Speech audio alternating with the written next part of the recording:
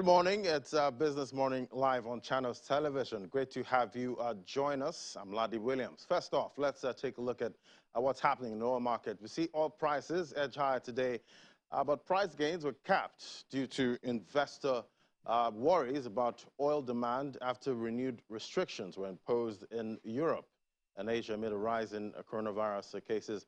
Brent crude oil futures edged higher by 1 cent to $74.40 a barrel, while U.S. West Texas Intermediate crude futures gained 1 cent to $71.30 a barrel. Supply, meanwhile, is expected to increase with the largest U.S. shale basins output expected to surge to record high in January, according to monthly forecast from the U.S. Energy Information Administration yesterday. All right, after the break now, we'll be looking at happenings in the commodities market. That's in a moment. Just stay with us. And for the commodities market update, we have Damilola Kimbami, Head Research Financial Derivatives Company. Great to have you, Dami. Good morning, Laddie. Good morning. Compliments of the season. Compliments of the season, yeah, even though, you know, a lot of headwinds. Yes. We see a lot of headwinds, you know, trying to not make us enjoy these holidays, but we'll try anyway. We'll make do with what we have. We'll make do. Yes. All right, so we've seen oil range between $65 to $85 region for a while now. You know, it seems, you know, this variant and other matters is still weighing on this market. How are you seeing it? Yes, right now the major concern or threat to oil prices right now is the Omicron variant, which is the new COVID variant. And we're already seeing a lot of countries impose lockdowns, travel restrictions, and what have you.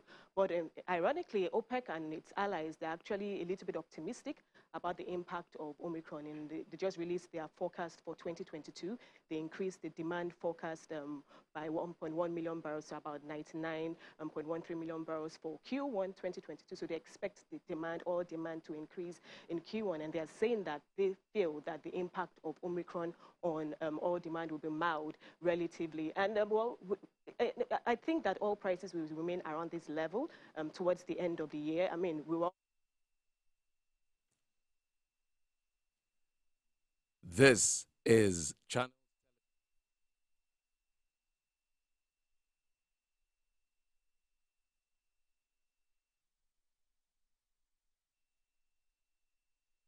75 per barrel. That's roughly 75% above the 2021 budget benchmark, which is $40 per barrel.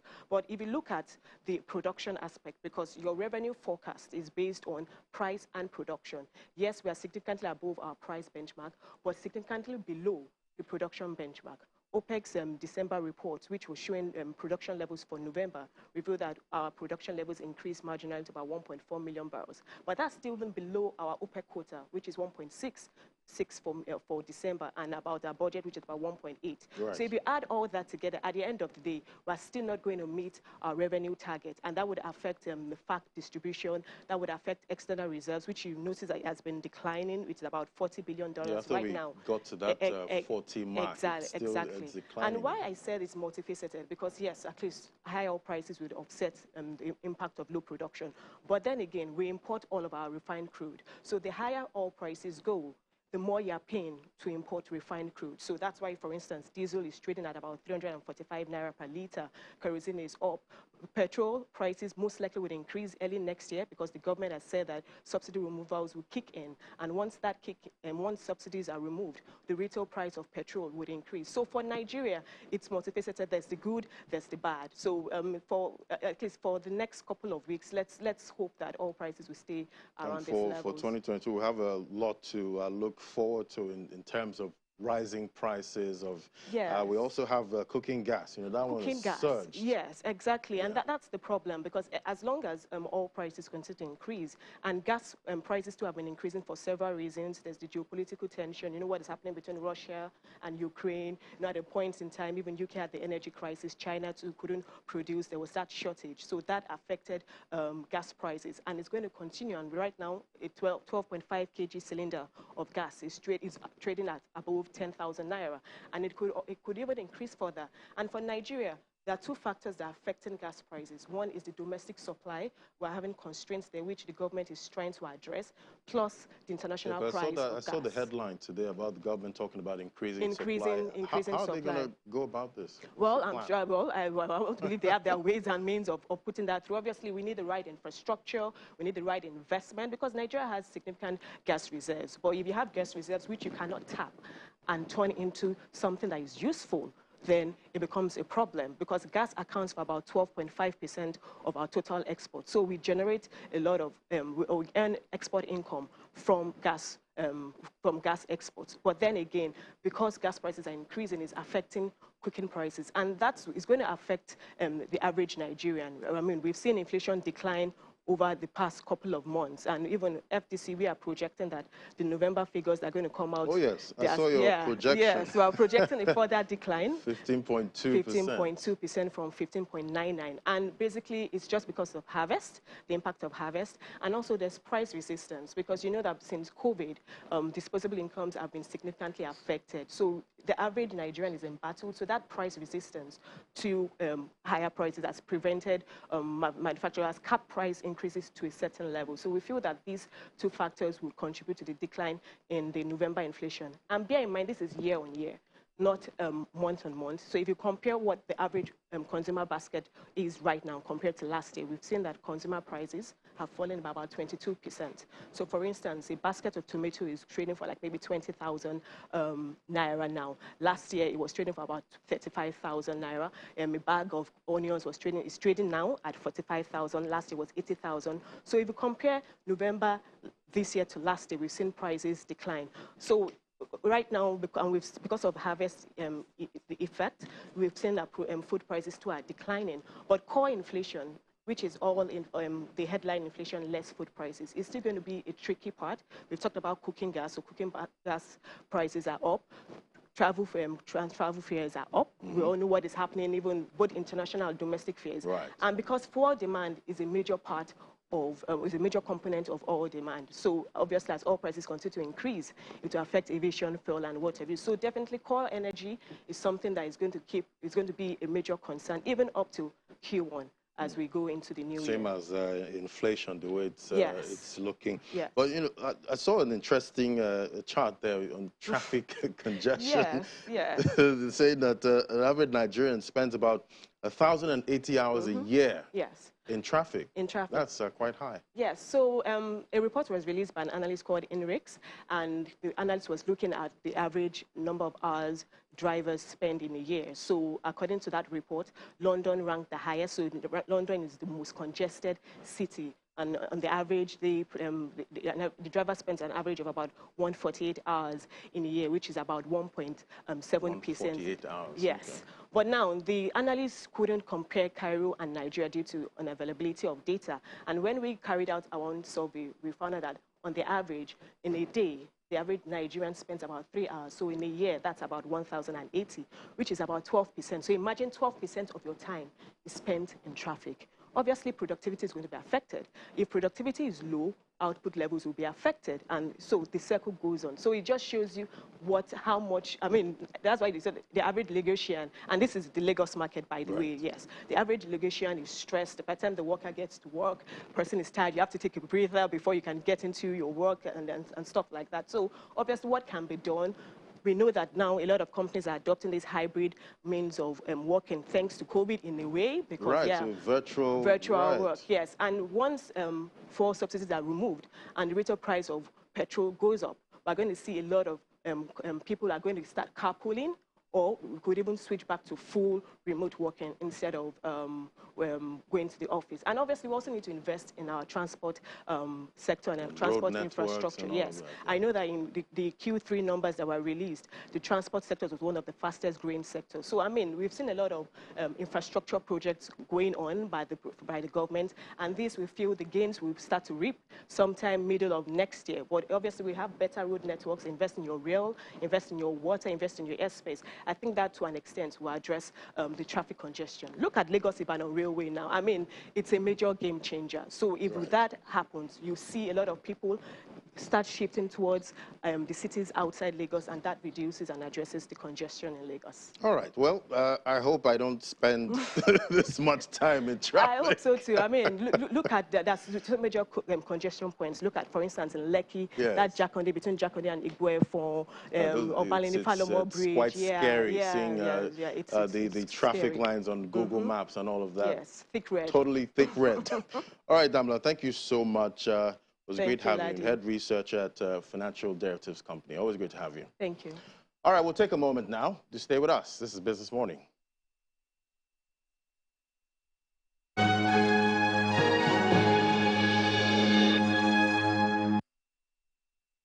Welcome back. Still watching Business Morning live on Channels Television. Now to our next conversation. We're looking at transport, digitizing transport in Nigeria. You know, society cannot function optimally if it doesn't have measures in place to, facilitate transport from movement to work to travel around the world.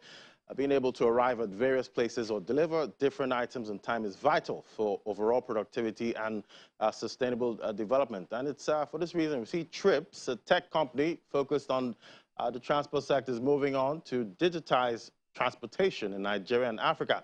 Well, join us now is Onyeka Akuma, Trips CEO and co-founder. Great to have you on the program. Good morning. Good morning. Thanks for having me. I'm excited to be here. Great to have you as always. Well, commuting around Lagos, can be quite cumbersome with man hours wasted on the road, traffic and other issues. A report just said an average Nigerian spends about 1,080 hours in traffic.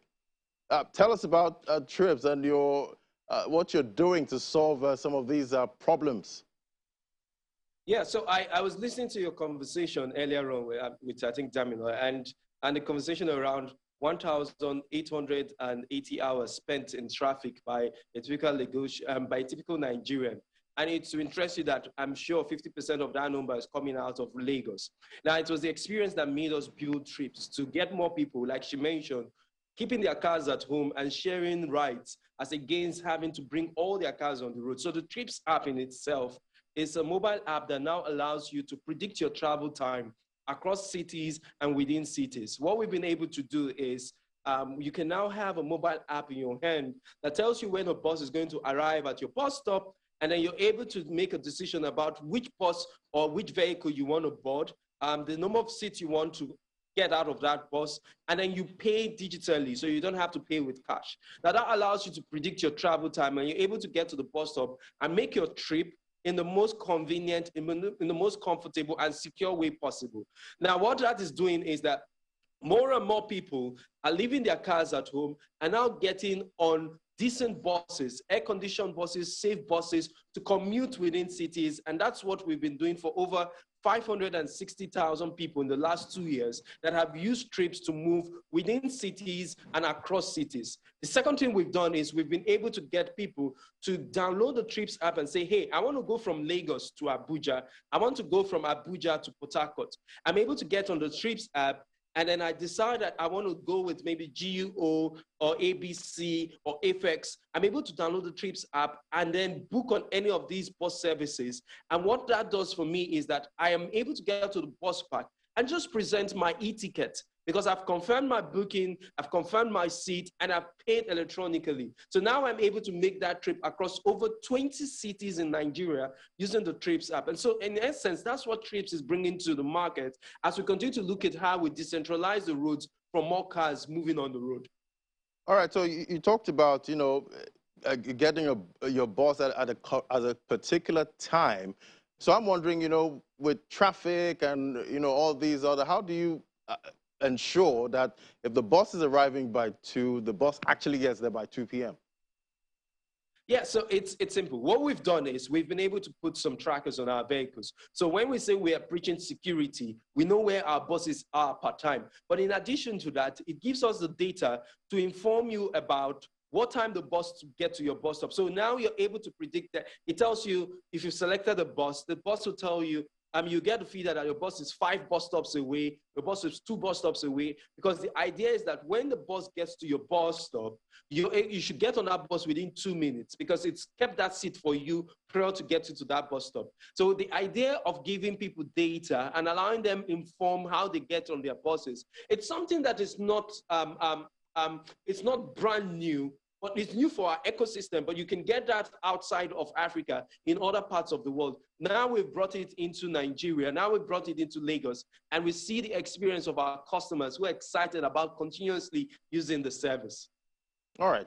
Well, it's obviously not new, but obviously for Nigeria has a peculiar, situation. But who is this actually for? Who can use this tech? So, I mean, anyone. So we have different set of customers, if I will define them. The first set of customers we have are the everyday users that want to go from one bus stop to the other. So they're able to download the app and say, hey, I want to move from CMS to Ajah. I'm able to get on the app and it shows me the vehicles coming through my route, and I take one of those trips. The second customer is corporate or our corporate organizations. And so I want to have my staff moving from the office to their homes and their homes to the office, and I don't want to buy a bus. So what I'm able to do is to get in touch with Trips. Trips is able to organize a bus for me, and I'm able to move my staff. Schools are using us to move students. And so instead of just getting a school bus to move children from their homes to the schools, you're able to do that with the Trips app. You don't have to own the bus. You're able to do that with the Trips app. And we also provide some tracking for you to know when the students are picked up and when they are dropped off. The last customer is the bus operator. A bus operator is able to partner with us and say, I want to improve my inventory management system. I want to move from cash-based payments on my service to digital-based payments. I want to improve transparency. I want to understand who my customers are and get more customers in, and in turn, get more revenue into the system. And so that person is able to come to us and partner with us, and we provide them with the technology for them to improve their service over time and get their customers' data exciting for them to use and then improve their service. So in essence, these are the different customers we have that we're able to serve in Trips. In addition to state governments that are now reaching out to us, ministries of transportation, not just in Nigeria, but in Ghana and in Uganda, where we've expanded our services to, they're reaching out to us to improve their own services. These are essentially the customers we're now working with. All right. I also saw something about a transportation operating system. You tell me about that after the break. Sit tight. We'll come back to you again. Do stay with us. This is Business Morning.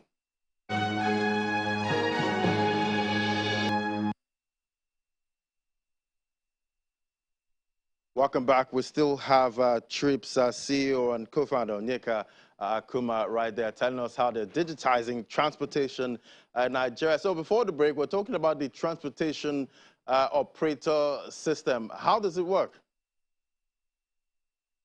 Transportation operator system, what we've done is recently we just partnered with a bus operator in Lagos called CMS TNM.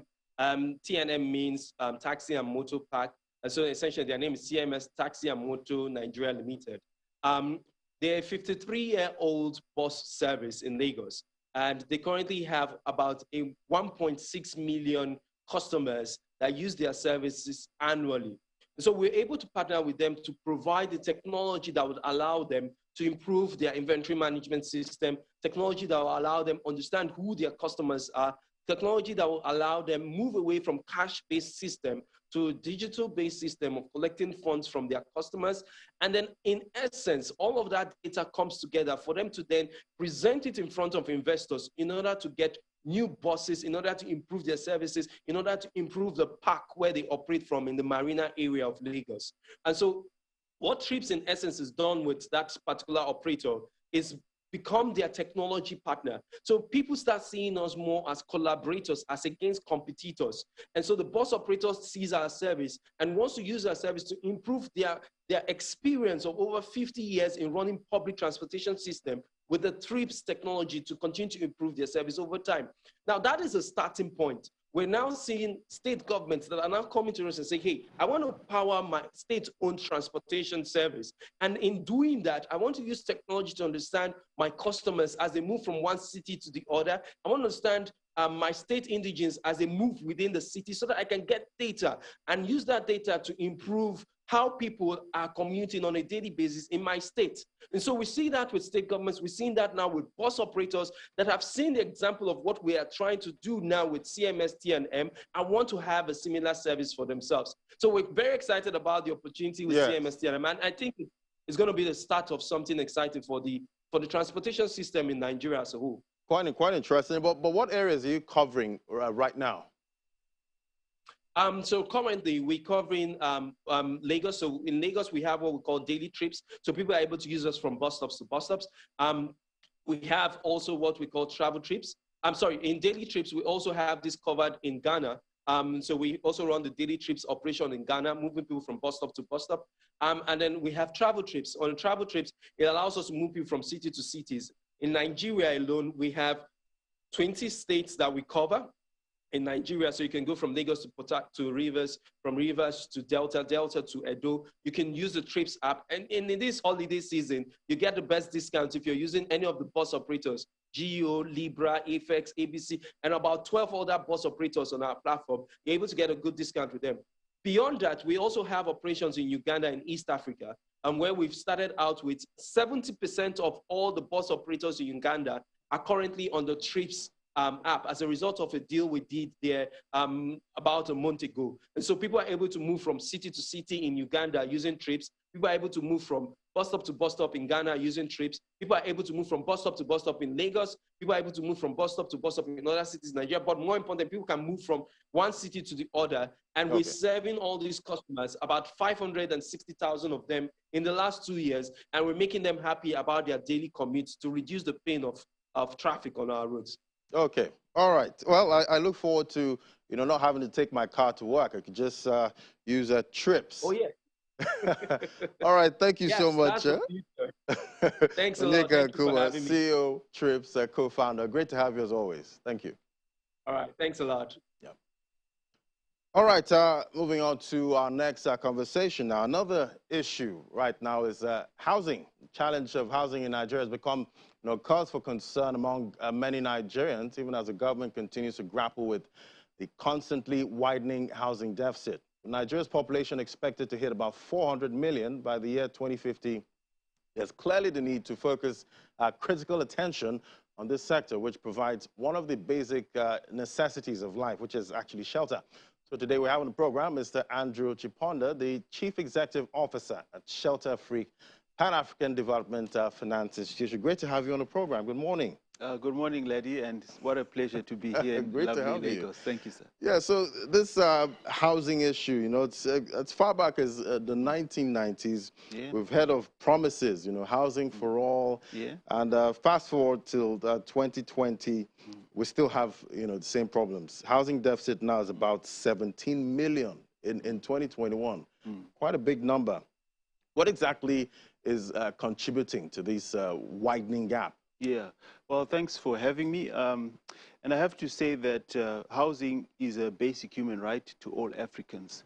We at Shelter Afrique, I think we believe that within our vision that we want to see decent and affordable homes for all Africans. What is contributing to this gap is that, of course, the population growth is growing.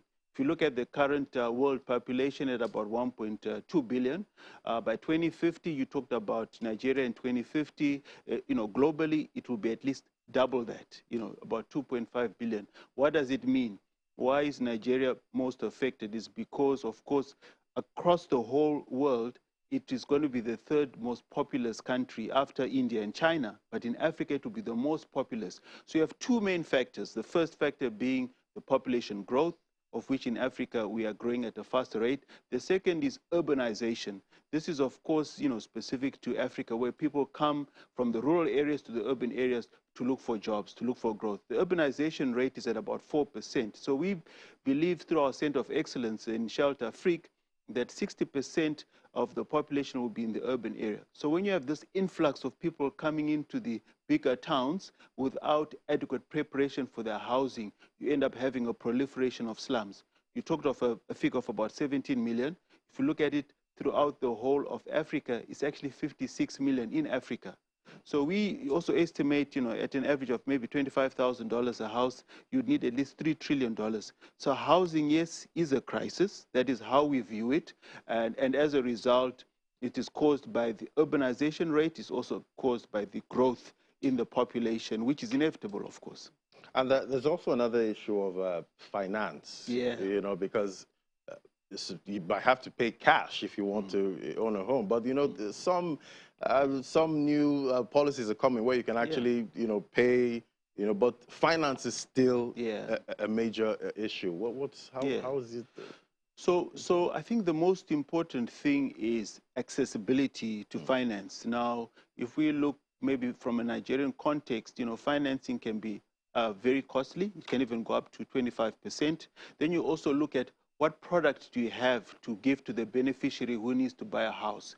If you look at the mortgage product, it's not suitable for Africa because you look at maybe even if you've got a tenure of, let's say, 20 years or so, the compound interest makes that house even more expensive, right?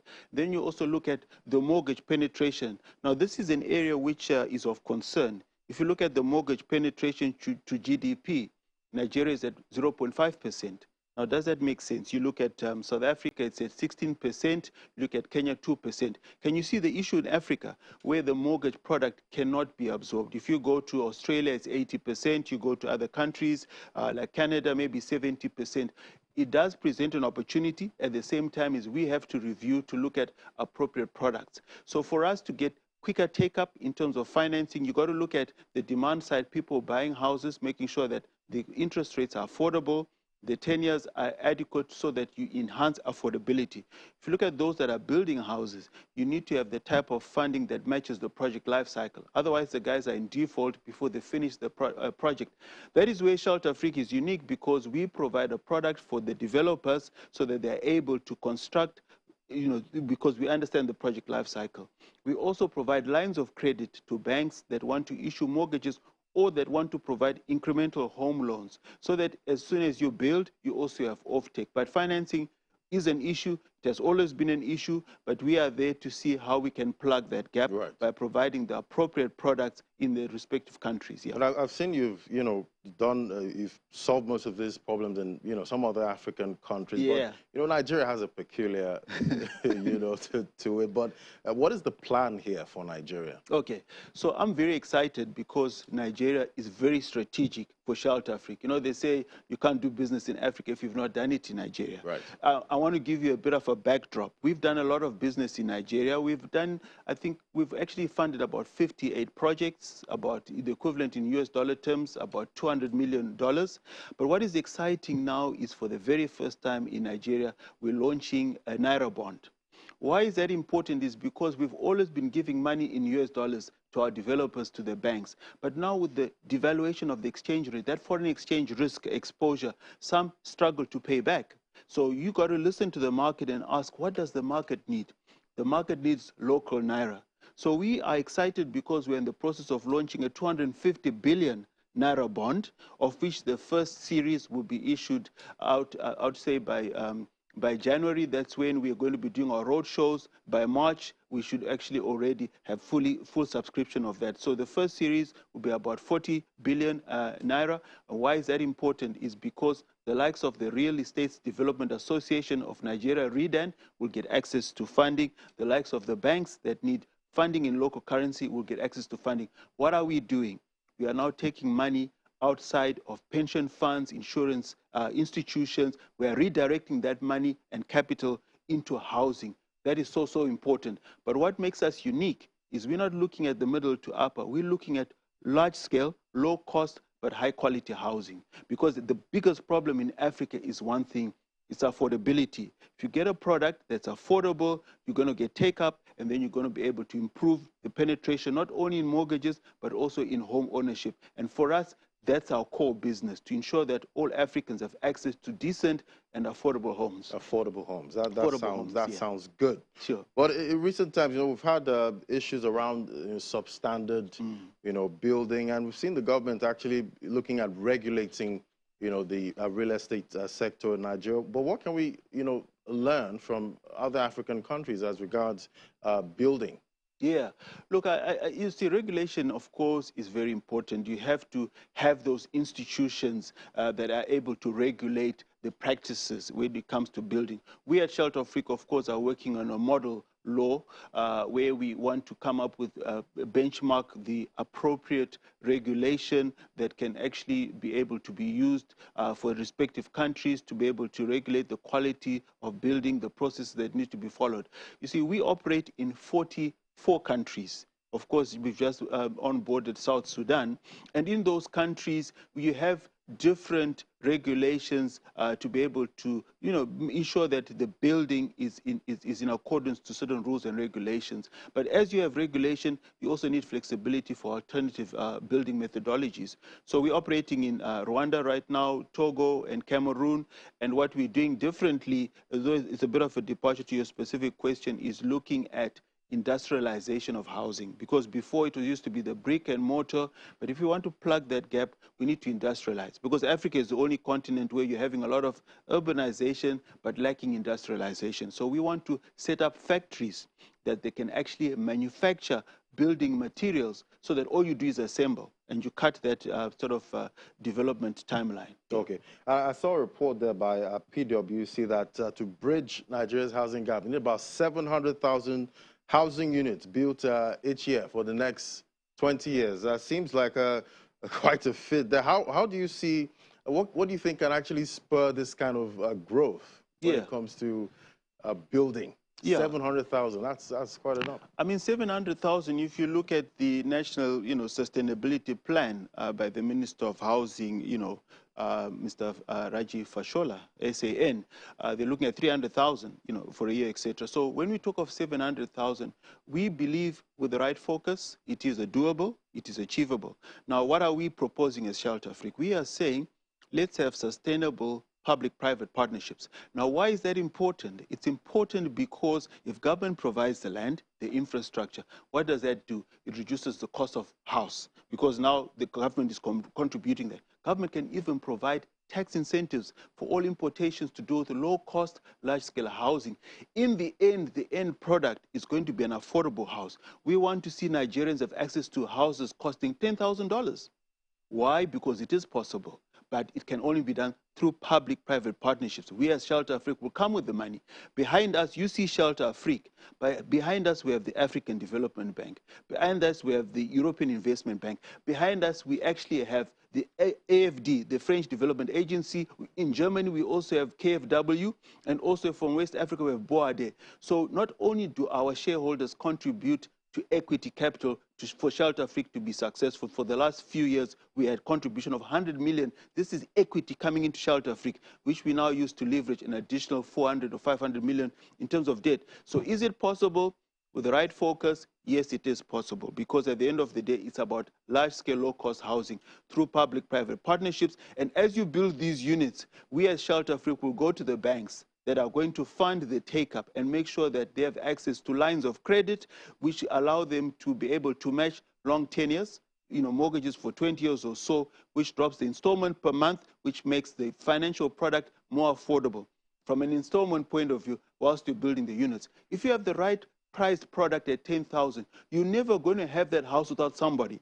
When you go to the ghost towns, that you see that there's houses unoccupied. Why is that so, lady? It's because the price is too high. Too high. So the landlord is saying, me, I've made my money already. I'd rather keep it not occupied until I get the right tenant. That is wrong, because you're now taking up space that should be used for large-scale, low-cost housing. So that's where our passion is. We want to work with developers that look at housing, making a profit. Of course, it's a commercial enterprise, but through economies of scale.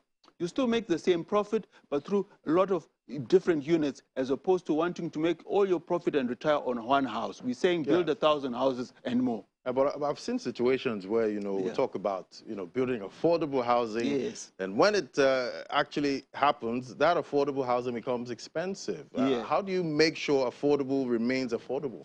Okay, that's good. So you see, we are providing financing and we engage the developer or who our counterparty is, or even the bank, to say, you see, this money you're getting, one of the conditions within the term sheet is the end product must be X. So we are prepared to also drop the interest rates because this is a partnership. Because in the end, what are we about? In the end, we are about ensuring that we deliver and we influence the delivery of low-cost housing, whilst we use our capital as Shelter Afrique to leverage other capital, be it debt capital, be it the development of local capital markets like the Naira bond. I think this is going to be a big success because at the end of the day, it's going towards a very clear-cut purpose, which is the delivery of low-cost housing. You said our target per annum should be about 700,000 units. So you can see it's a crisis because how do you get to 700,000? You've got to at least be able to do 100,000 and you build up on that. So we are not the only players, but we are the only unique institution whose sole focus is the financing of low-cost, large-scale housing for Africa, and we cover 45 countries. We are the only institution that's dealing with one product. And of course, if it's one product, we should be good at it. We should be looking for developers. And if there are developers out there that want financing for Shelter Afrique money, they must be prepared with their plans. Because we are ready, we'll have the funding. All they need to do is, of course, submit. And of course, like any institution, we want to make sure we understand how the security will play out in terms of the land, whatever contribution coming from the developer, and also the institutions or banks with a big balance sheet. So I believe that not only are we playing a huge but strategic role in ensuring that we reduce that deficit we talk of. I know, speaking to the Honorable Minister of Housing and Works and Housing, Mr. Raji Fashola would say, don't talk about the number, how is it researched? But the reality is, whilst we accept that you need to have a basis to really be able to quantify the real shortage, but in the end, there is still a challenge or a problem. Right. Not only Nigeria, by the way, but all other countries. You look at South Africa, 2 million. Look at Kenya, 2 million shortage.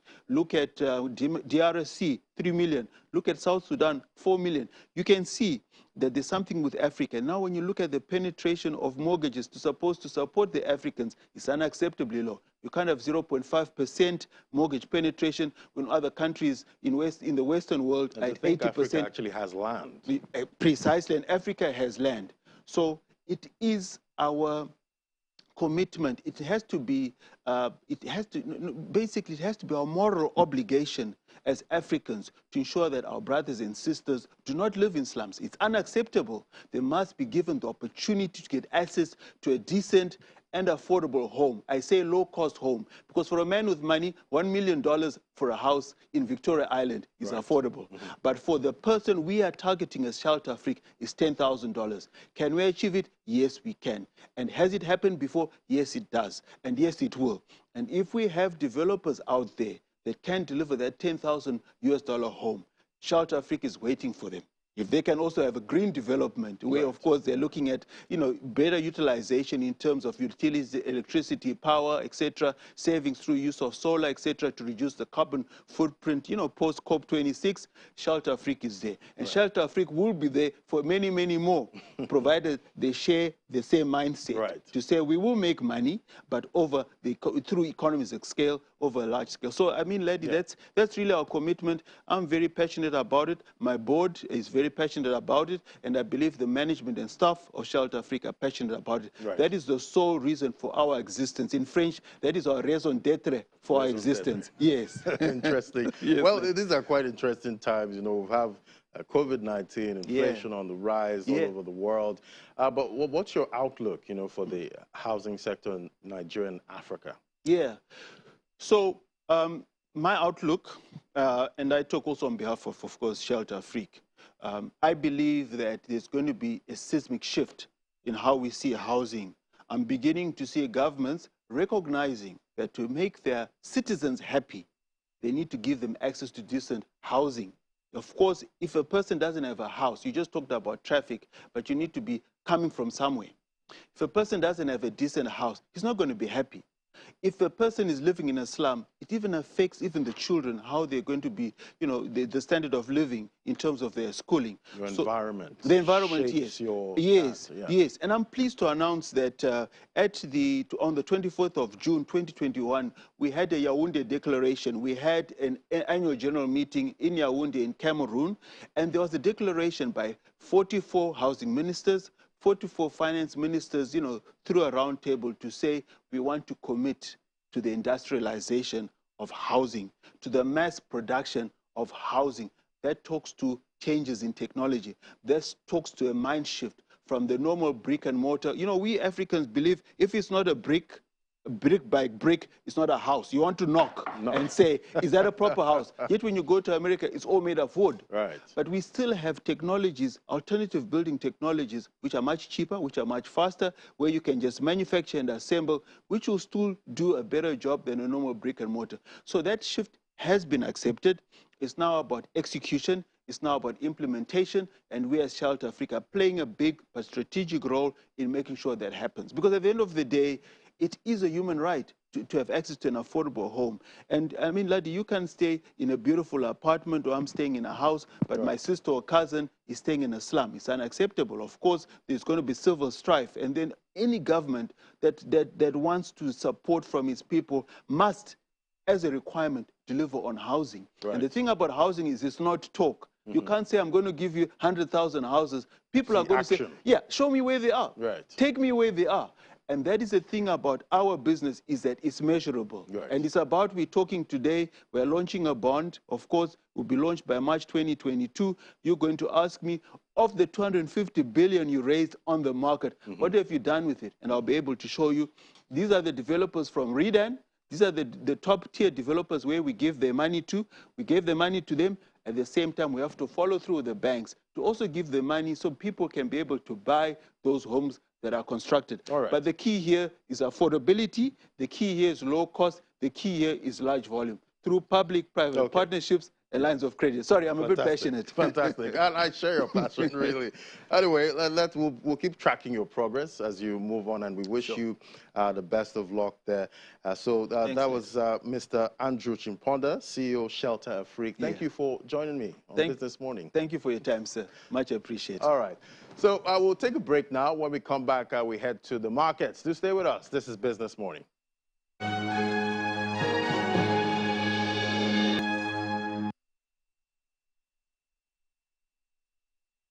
Welcome back. Let's head on to the markets now with Will Ibonga. Will, quite an interesting close yesterday. Yes, Ladi, good morning. See, I'm all smiles because the markets really lifted my spirits.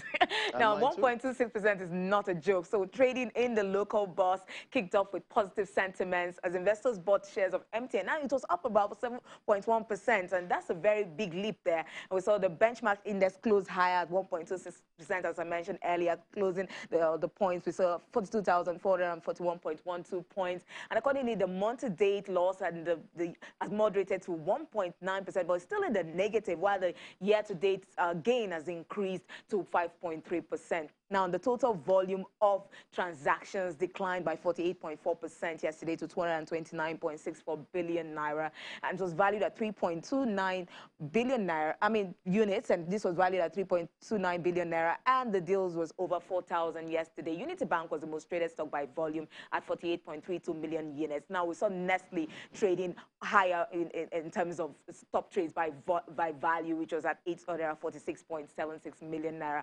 Now, if we look at the sectors, we saw that the banking, consumer insurance, and oil and gas sectors were in the red. Only the industrial goods sector was up by 0.66%. So sole gainer for the day. And we're measuring market breadth. We're seeing that the market breadth was positive. We saw 22 gainers, 22 stocks gained against 14 other stocks.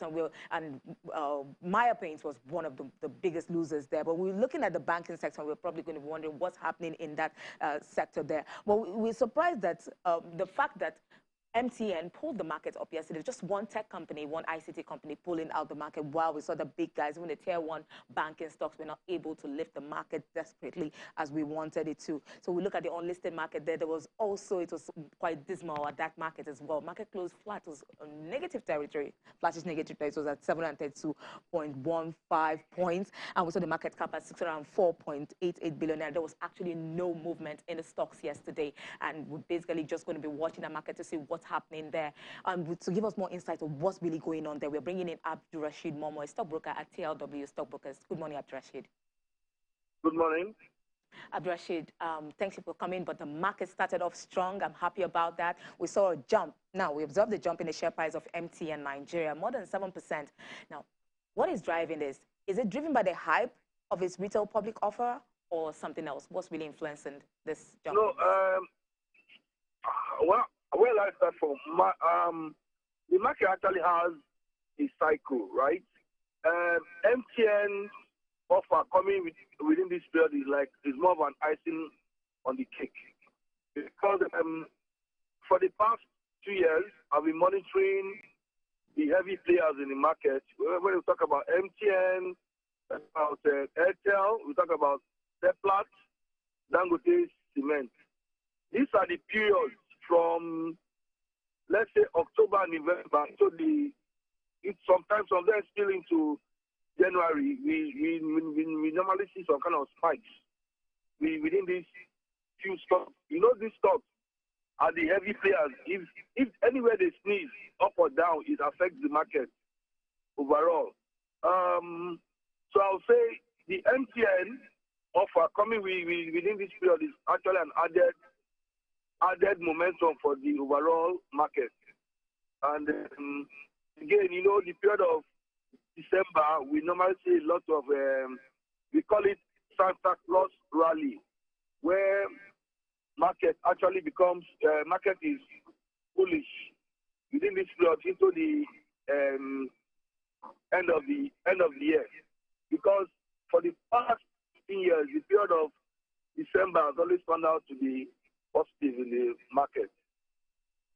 So we're talking about the Santa Claus rally, and we're wondering what is it going to come very soon? Because we're already in December, close to the end of the month, and we're still seeing the banking stocks in the red, and the consumer goods is in the red, and the big guys there. When will they give us that push? They've started already. If you notice, the market has been dropping for some time, right? We've been seeing the recent push lately, and I think for the past week, it's been those stocks that actually been doing all the work. Recently, we saw from the banks, you know, I think last week, the Zenith, the GTBs have been doing their own part. But basically, those are the stocks. Those are the stocks that actually push the market towards the end of December. And really, the rally is not over yet. There seems going to be more rallies. Thank you so much, Abdurrashid, for that. We were looking forward to that rally. And I want Christmas to be great for me, so I'm looking for stocks to go up. I do. Okay, so the secondary market, in the fixed income market, we're just going to look at it's quiet trading for the bond market and also the the treasury bills markets. Okay. Quiet trading, trickles of demand across the curves. And we're just hoping that we see more, because the less we see of those trades, probably we're talking about is going to affect the yields in that market, and what's going to affect the equities market, how's that going to bounce off or rub off on the equities market. Anyway, let's. I'm looking forward to the Santa Claus rally. I am too. Santa Claus rally is good for both of us. Yes, it is. All right, well, thank you so much. All right, moving on to the cryptocurrency market now. There's no Santa Claus rally right there. We see Bitcoin is down this morning. Looking at the market cap, that we see is $2.11 trillion, down 6.10%. 24-hour volume traded in the total crypto market, we see 40.29%. Bitcoin dominance sitting right there at 41.71%. Price of Bitcoin this morning, we see $46,756. It's down 4.52%. Volume traded in Bitcoin, about $33 billion traded in Bitcoin this morning. Look at the top odds by market cap. There, top odds by market cap, we see BNB $521 is down 6.11%. Cardano, see Cardano there, full red there, down also 6.96%. Solana, $152, down 7.54%. So it's a major red right now in the market. Obviously, we see Bitcoin there. Once Bitcoin has a pullback, the whole crypto market goes down. Looking at the top 5 gainers now, we see EOS that's quite lean on the top gainers. We see EOS there, it's up about 6.64%. OKB, 2% up. And we see stable coins there. Top 3 stable coins, we see DAI, USDP, TUSD. That tells us that traders are moving into stable coins at this point. And now to the top 5 losers, we see Rev, they're down double digits, 18% down. DCR, Decred, $61, down 14%. And we see Rose, it's 28 cents, down 14%. LRC also down 12% there. VGX, so it's a double-digit losses all around the altcoins at this time. You know, in this market, once Bitcoin has a major pullback, you see altcoins having more pullback than Bitcoin. Bitcoin goes down 5%. You see altcoins down double digits at this point. So traders is quite fearful right now in the market. Anyway, let's bring in Gilbert Jopata now, digital market analyst. Great to have you, Gilbert. Good morning. Yes, good morning, Mr. Laddie. Yeah, so Gilbert, I saw some interesting data yesterday showing that about 18 million Bitcoin have been mined in about 12 years, while the remaining 10% is supposed to take about 119 years. Why the disparity there? Why is it taking longer to mine 10% of Bitcoin's total supply? Okay, this is because the rate of producing each Bitcoin is always cut into half every 4 years, which is known as Bitcoin halving. So halving actually ensures that while more Bitcoin is produced, the total supply of Bitcoin is increased, the rate of production is always cut into half. So that is why, even though we are able to produce 90% in the past 12 years, it's going to take us, I think, over 100 years to produce the next 10%, since each half in our course, the rate of production of each Bitcoin will keep cutting into half and half. So the rate of mining Bitcoin becomes more difficult. Right, that would lead to some kind of scarcity with Bitcoin if mining takes that long. Now, how do you see this impacting price of Bitcoin going forward? Okay. On the long run, the fact that Bitcoin itself has a limited supply, you will just see the law of demand and supply playing. So this is why Bitcoin is not just a currency. This is why Bitcoin is a hard asset. It is something that you just can't, it's difficult to produce, which means the more people who tend to grab hold of Bitcoin, the more the prices also will increase, because there's a limited supply, unlike the traditional banking system, which is fiat currency, where there is continuous printing and printing of our local currencies. All right, Gilbert. Always great to talk to you. Thank you so much. Stay safe in that market. It's really red. I will. All right. Well, that's it on Business Morning today. Thank you so much for watching. Remember to join us at 1:30 for Business Incorporated for more business stories around Africa and the world. Thank you for watching. I'm Ladi Williams. Bye for now.